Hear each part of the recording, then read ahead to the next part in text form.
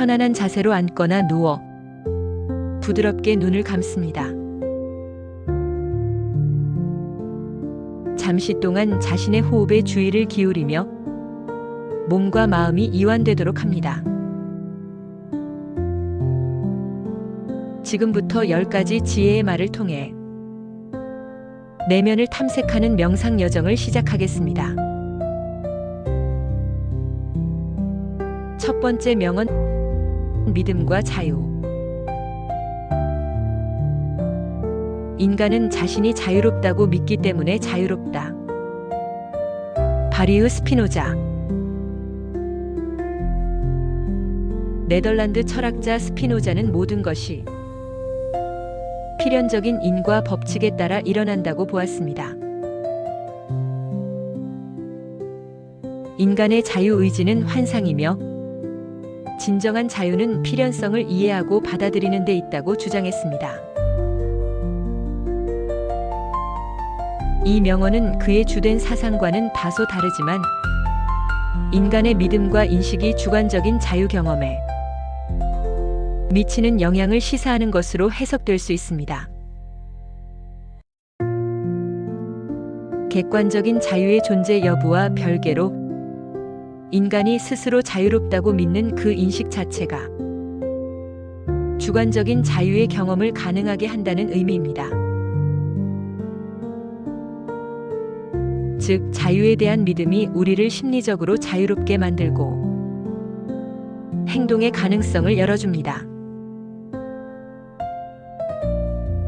현대적으로는 심리학의 자기 효능감 이론이나 신념의 힘과 연결됩니다.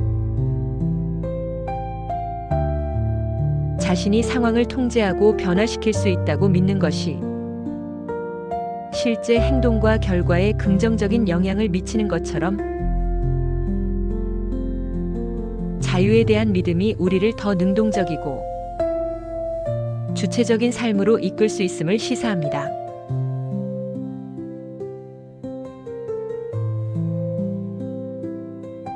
당신은 스스로 얼마나 자유롭다고 느끼나요? 당신의 자유를 제한하는 것은 외부적인 요인인가요? 아니면 당신 자신의 생각이나 믿음인가요? 자유롭다고 믿는 것이 당신의 선택과 행동에 어떤 변화를 가져올 수 있을지 생각해 봅니다. 행동 방향 명상 중 마음속으로 자유라는 단어를 떠올리며 그것이 주는 느낌, 가벼움, 확장감, 가능성 등을 느껴봅니다. 자신을 올가매는 생각이나 믿음. 나는 할 수 없어. 나는 해야만 해이 떠오르면 그것이 절대적인 진리가 아닐 수 있음을 인식합니다. 나는 자유롭게 선택할 수 있다 또는 나는 내 생각의 주인이 될 수 있다고 속으로 되뇌며 내면의 자유 공간을 확장하는 연습을 합니다. 숨을 들이쉬며 자유에 대한 믿음과 가능성을 받아들입니다. 숨을 내쉬며 스스로를 제한하는 믿음의 감옥에서 벗어납니다. 자유로운 존재로서의 당신을 느껴봅니다.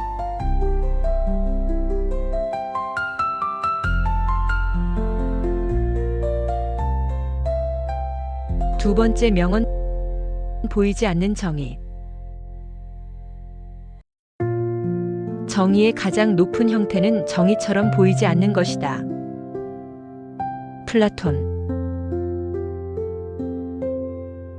플라톤은 정의를 개인과 국가의 조화로운 상태로 보았습니다.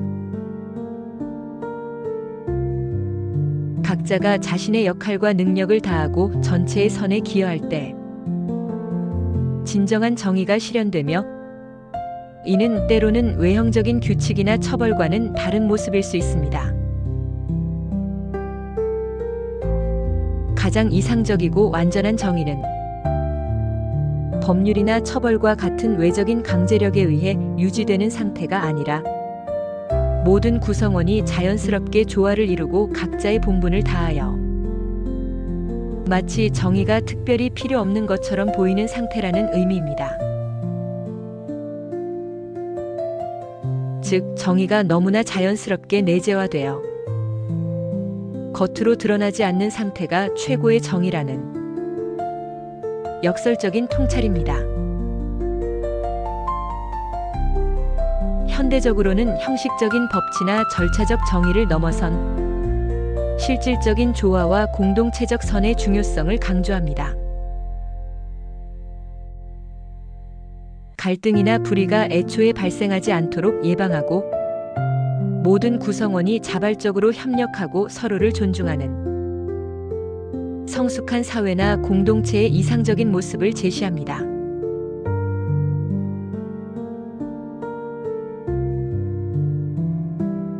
당신이 생각하는 정의는 어떤 모습인가요?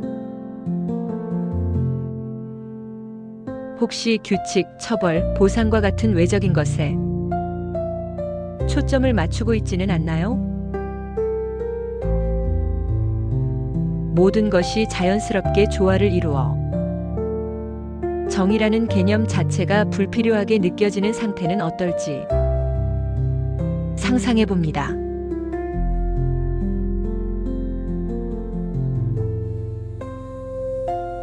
마음속으로 조화 또는 내면의 질서라는 개념을 떠올립니다.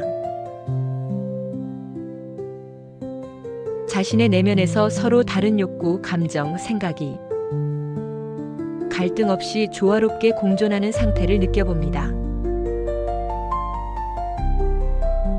주의를 확장하여 당신이 속한 관계나 공동체에서 모든 구성원이 서로를 존중하고 자연스럽게 협력하는 이상적인 모습을 그려봅니다. 숨을 들이쉬며 자연스러운 조화와 내재된 선함을 받아들입니다. 숨을 내쉬며 외적인 규칙이나 강제에 의존하려는 마음 대신 내면의 질서와 자발적인 조화를 추구하는 마음을 키웁니다.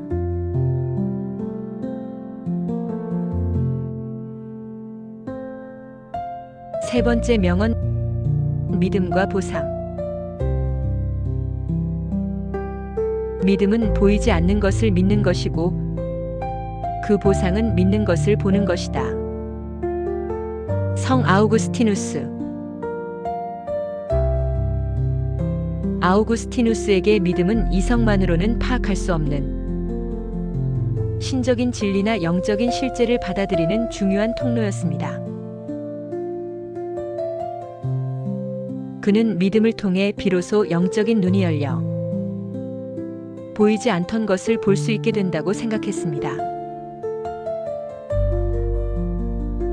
믿음은 당장 눈에 보이거나 증명되지 않는 신, 사랑, 희망, 가능성 등 가치나 실제를 신뢰하고 받아들이는 행위입니다. 이러한 믿음을 견지할 때 그 결과로 처음에는 보이지 않았던 것들이 현실 속에서 실제로 나타나거나 경험되는 보상을 얻게 된다는 의미입니다. 즉, 믿음이 현실을 창조하는 힘을 가질 수 있다는 통찰입니다.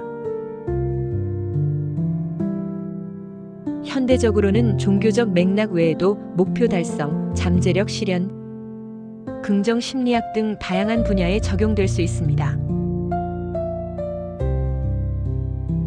아직 현실화되지 않은 가능성이나 자신의 능력을 굳게 믿는 신념이 동기부여와 끈기를 제공하여 결국 원하는 결과를 현실로 만들어내는 과정을 설명합니다. 자기 충족적 예언과도 연결될 수 있습니다.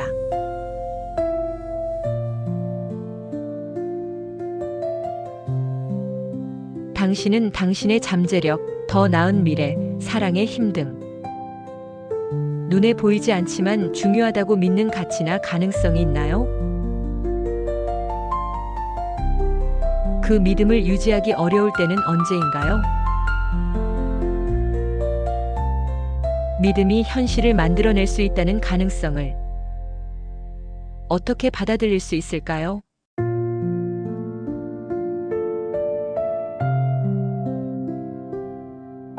당신이 믿고 싶은 보이지 않는 것, 긍정적인 가치, 목표, 가능성 등을 마음속에 명확히 떠올립니다. 의심이나 불안감이 올라오더라도 그것을 알아차리고 잠시 옆에 둔 채 당신의 믿음에 의식적으로 집중합니다. 그 믿음이 현실이 되었을 때의 모습과 느낌을 생생하게 상상해 봅니다. 마치 이미 이루어진 것처럼 느껴봅니다. 숨을 들이쉬며 믿음과 신뢰의 에너지를 받아들입니다. 숨을 내쉬며 의심과 두려움을 흘려보냅니다. 믿음이 현실을 창조하는 힘을 가지고 있음을 마음에 새깁니다.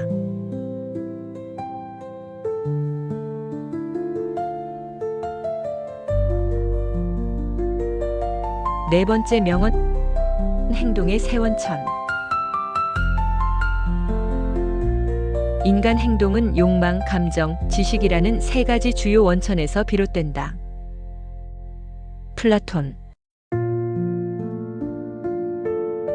플라톤은 인간의 영혼이 이성, 기계, 욕망의 세 부분으로 구성되어 있다고 보았습니다. 이 명언은 이 세 부분이 각각 지식이성, 감정기계, 욕망에 해당하며 인간의 모든 행동은 이 세 가지 원천의 상호작용 또는 갈등의 결과로 나타난다고 설명합니다. 우리의 행동은 단순히 하나의 요인에 의해 결정되는 것이 아니라 무엇을 원하는가 욕망, 어떻게 느끼는가 감정, 그리고 무엇을 아는가 지식이성 나는 세 가지 핵심적인 동기의 복합적인 결과라는 것입니다. 이상적인 상태는 이성이 다른 두 부분을 잘 조절하고 이끄는 것입니다. 현대적으로는 현대 심리학의 동기 이론이나 인지, 인간 행동의 복잡성을 이해하는 틀을 제공하며 자신의 행동을 성찰할 때 이 세 가지 측면을 균형 있게 고려하는 것이 중요함을 시사합니다. 자기 이해와 자기 조절 능력을 키우는 데 도움이 될 수 있습니다.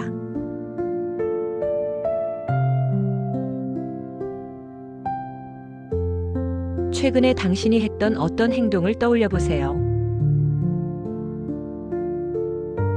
그 행동의 배경에는 어떤 욕망, 감정, 그리고 지식 또는 생각이 작용했나요?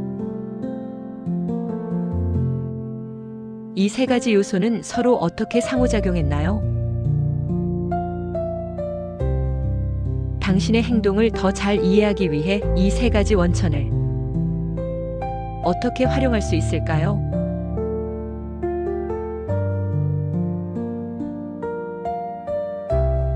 최근의 특정 행동이나 반응을 떠올립니다.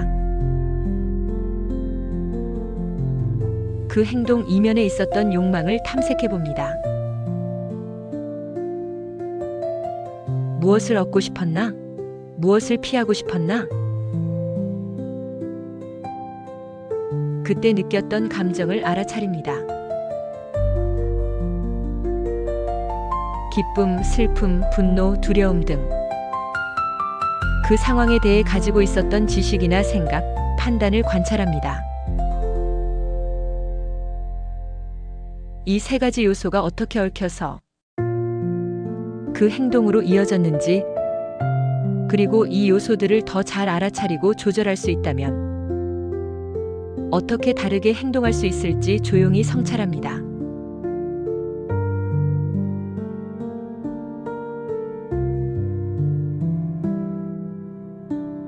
다섯 번째 명언, 행복과 덕.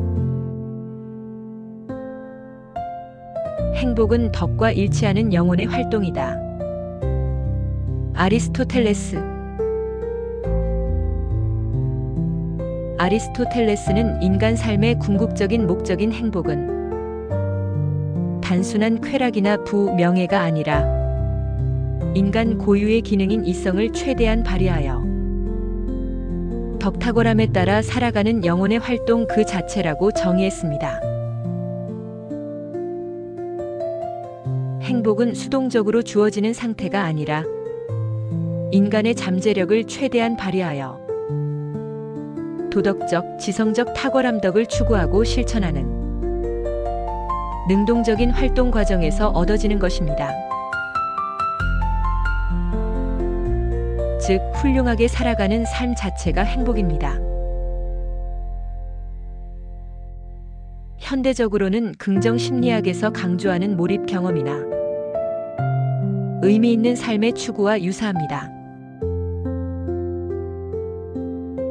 행복을 순간적인 감정이 아닌 자신의 강점을 발휘하고 가치 있는 목표를 향해 노력하며 성장하는 과정에서 느끼는 지속적인 만족감과 의미로 이해합니다.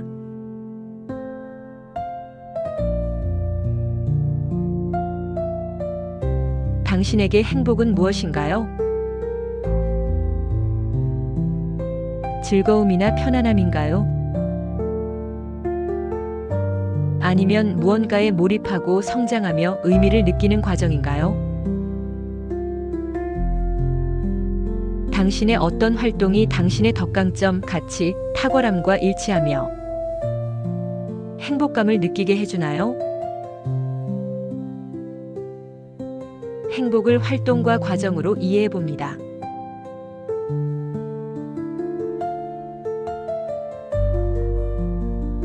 자신이 가진 긍정적인 성품이나 강점을 떠올려 봅니다. 예를 들어 친절함, 용기, 지혜, 창의성 등 그 강점을 발휘하여 무언가에 몰입하고 의미 있는 활동을 했던 경험을 떠올립니다.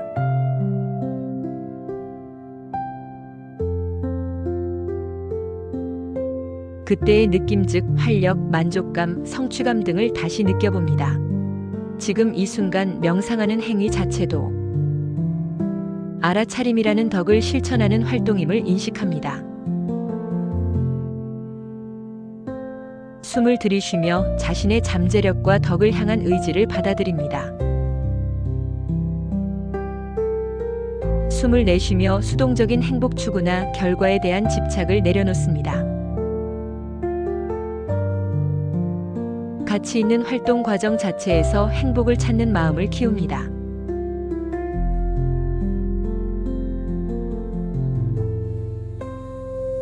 여섯 번째 명언, 혁신과 저항. 혁신가는 모든 기존 질서의 수혜자들을 적으로 삼는다. 니콜로 마키아벨리. 마키아벨리는 새로운 질서를 도입하려는 군주 혁신가가 필연적으로 겪게 되는 어려움을 현실적으로 분석했습니다. 기존 질서 하에서 이익을 누리던 사람들은 변화에 저항할 것이기 때문입니다. 새로운 변화나 혁신을 시도하는 사람은 기존의 방식이나 시스템을 통해 이득을 얻고 있던 사람들의 반발과 저항에 부딪힐 수밖에 없다는 냉철한 현실 인식입니다. 변화는 항상 기득권 세력의 저항을 동반합니다. 현대적으로는 기업 경영, 정치 개혁, 사회 운동 등 변화와 혁신이 필요한 모든 영역에서 나타나는 현상입니다. 새로운 아이디어나 시스템을 도입하려 할 때 예상되는 저항 세력을 파악하고 그들의 반발에 대비하며 변화를 추진하는 전략적 사고의 중요성을 시사합니다.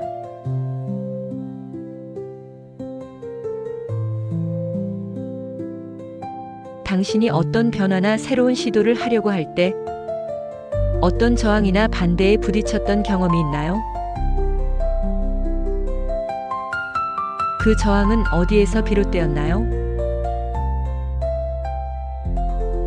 변화를 추진하는 과정에서 겪게 되는 어려움과 저항을 어떻게 받아들이고 대처할 수 있을지 생각해 봅니다.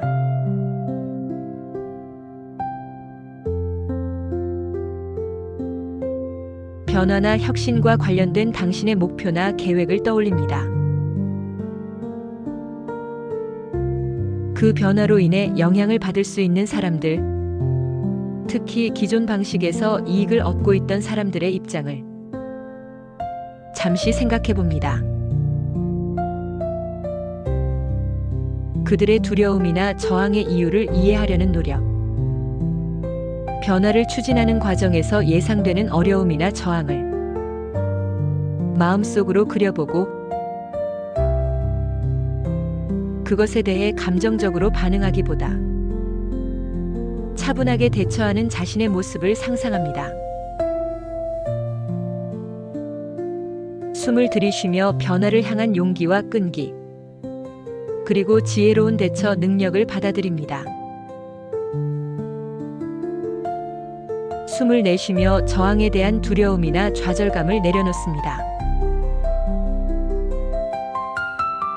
변화에는 저항이 따르기 마련임을 현실적으로 인식하고 목표를 향해 나아가는 내면의 힘을 다집니다.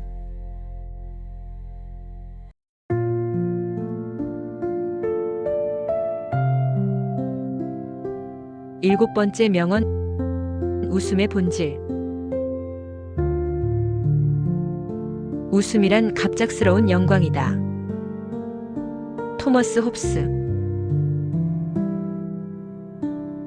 영국 정치 철학자 홉스는 인간 본성을 이기적이고 경쟁적인 것으로 보았습니다.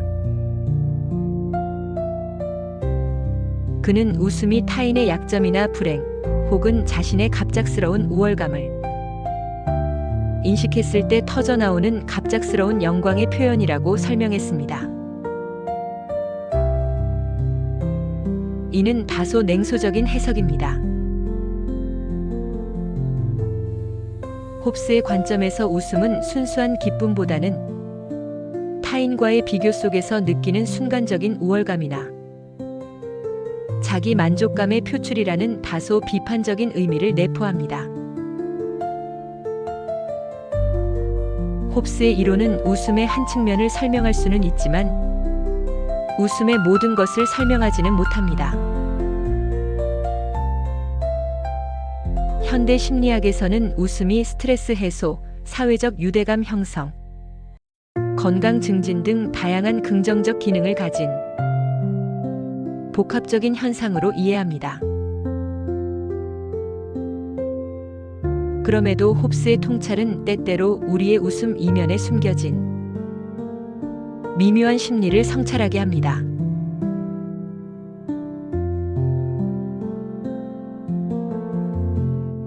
당신은 언제 웃음을 터뜨리나요? 그 웃음의 원인은 무엇인가요? 순수한 즐거움인가요? 아니면 홉스가 말한 것처럼 미묘한 우월감이나 안도감과 관련이 있나요? 당신의 웃음 이면에 있는 다양한 감정과 동기를 탐색해 봅니다. 단, 지나치게 분석적이거나 부정적으로 해석하지 않도록 주의합니다.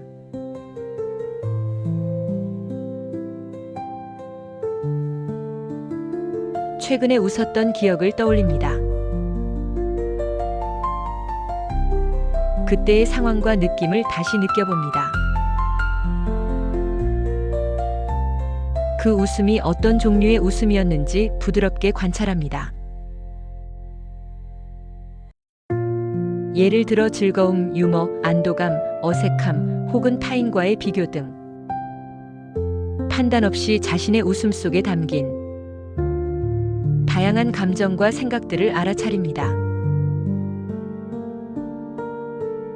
숨을 들이쉬며 순수한 기쁨과 즐거움의 에너지를 받아들입니다. 숨을 내쉬며 웃음에 대한 과도한 분석이나 부정적인 판단을 내려놓습니다. 웃음이 주는 긍정적인 에너지와 가벼움을 느껴봅니다.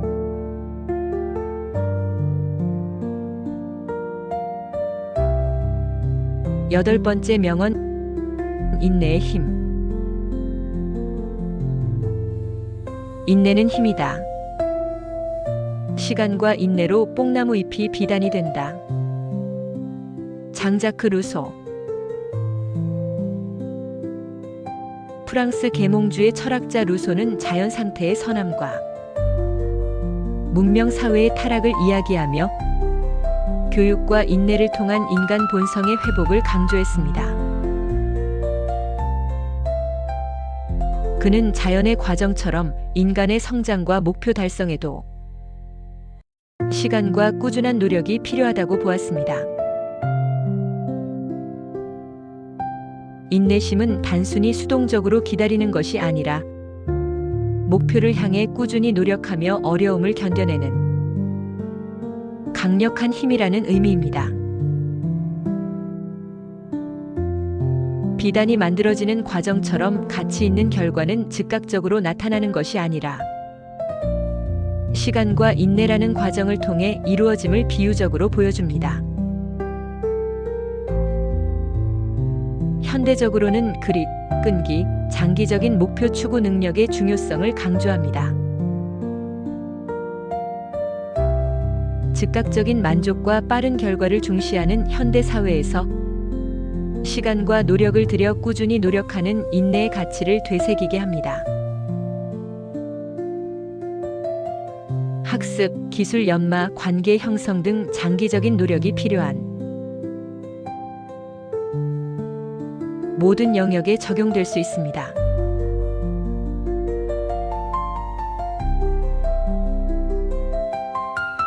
당신은 목표를 향해 나아갈 때 얼마나 인내심을 가지고 있나요? 어려움이나 지연에 어떻게 반응하나요? 인내가 당신에게 어떤 힘을 줄 수 있을지, 그리고 시간과 꾸준한 노력을 통해 어떤 비단을 만들고 싶은지 생각해 봅니다.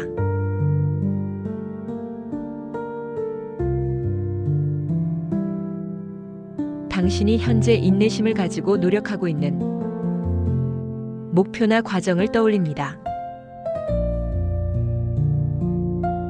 그 과정에서 느끼는 어려움이나 조급함을 알아차립니다. 마음속으로 뽕나무 잎이 비단이 되는 과정을 상상하거나 씨앗이 자라 나무가 되는 과정을 그려봅니다. 시간과 꾸준함이 만들어내는 변화를 느껴봅니다.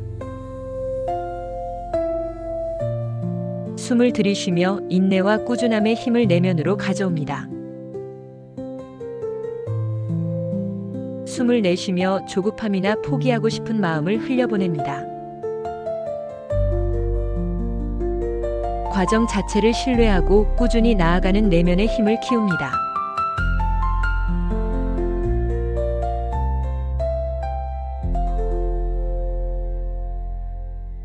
아홉 번째 명언, 불안과 자유. 불안은 자유의 현기증이다. 키르케고르. 덴마크 실존주의 철학자 키르케고르는 인간이 무한한 가능성 자유 앞에서 느끼는 현기증과 같은 감정을 불안이라고 설명했습니다. 불안은 죄나 외부 위협에 대한 두려움과는 다르며 어떤 특정한 대상이 없는 자신의 자유로운 선택 가능성 자체에서 비롯되는 실존적인 감정입니다. 우리가 불안을 느끼는 것은 우리가 선택할 수 있는 무한한 자유와 가능성을 가지고 있기 때문이라는 역설적인 통찰입니다. 마치 높은 곳에 섰을 때 떨어질 가능성 때문에 현기증을 느끼듯 자유로운 선택 앞에서 어떤 선택을 해야 할지, 그 선택의 결과는 어떨지에 대한 막막함과 책임감이 불안으로 느껴진다는 것입니다. 불안은 자유로운 존재로서의 인간의 조건입니다. 현대적으로는 현대 사회에서 많은 사람들이 겪는 막연한 불안감이나 결정 장애를 실존적인 관점에서 이해하는 데 도움을 줍니다. 불안을 단순히 부정적인 감정이나 병리적인 것으로만 보지 않고 오히려 인간의 자유와 가능성을 반영하는 신호로 받아들일 수 있게 합니다. 자신의 선택과 책임에 대한 깊은 성찰을 유도합니다.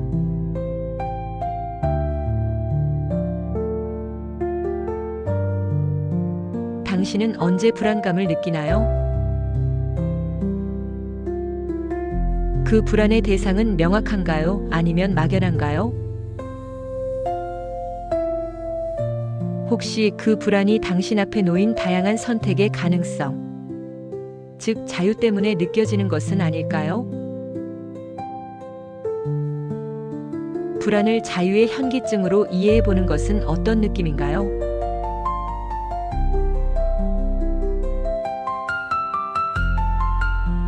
마음속에 불안감이 느껴질 때 그 감각과 느낌을 알아차립니다.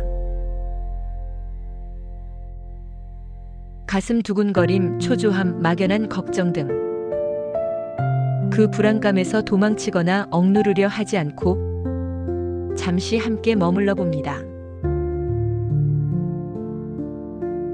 이 불안이 당신이 가진 선택의 자유와 가능성에서 비롯된 것일 수 있다는 키르케고르의 통찰을 떠올려 봅니다. 숨을 들이쉬며 불안과 함께 오는 자유와 가능성의 에너지를 느껴봅니다. 숨을 내쉬며 불안에 대한 저항이나 회피를 내려놓습니다. 불안을 자유로운 존재로서의 자연스러운 경험으로 받아들이고 그 속에서 용기 있게 선택하고 책임지려는 마음을 키웁니다.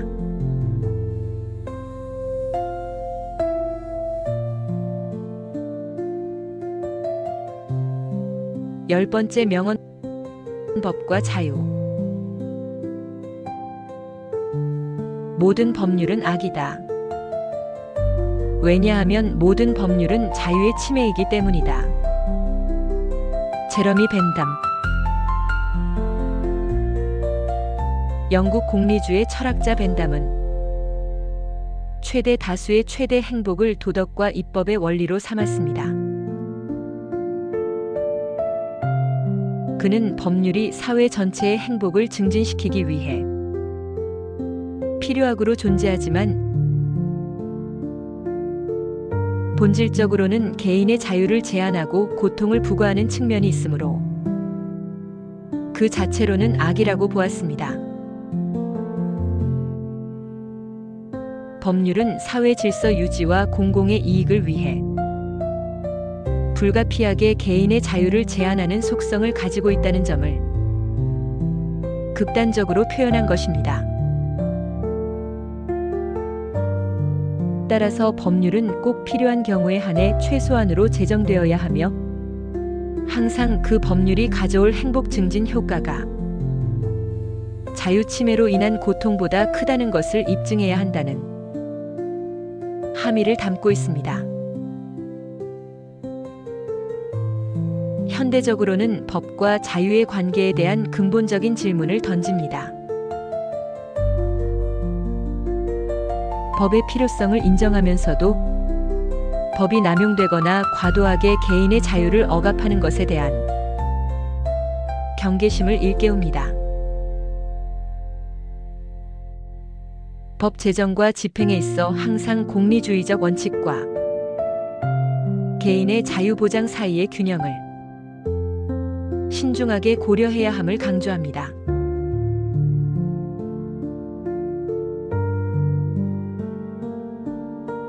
당신은 법이나 규칙에 대해 어떻게 생각하나요? 그것이 당신의 자유를 보호한다고 느끼나요? 아니면 침해한다고 느끼나요? 사회 질서와 개인의 자유 사이의 균형은 어떻게 이루어져야 할까요? 법의 필요성과 동시에 그것이 가진 자유침해의 속성을 함께 성찰해 봅니다.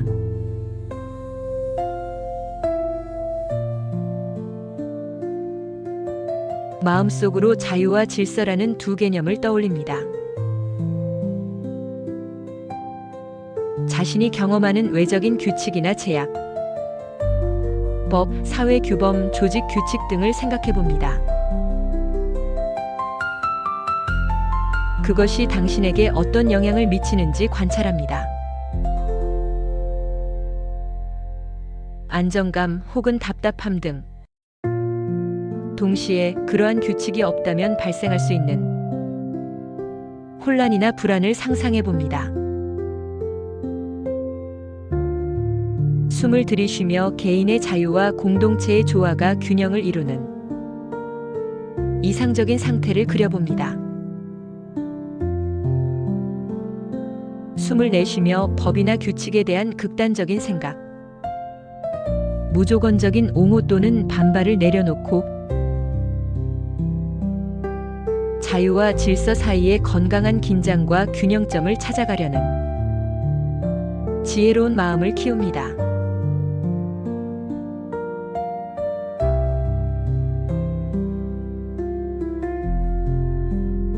마무리.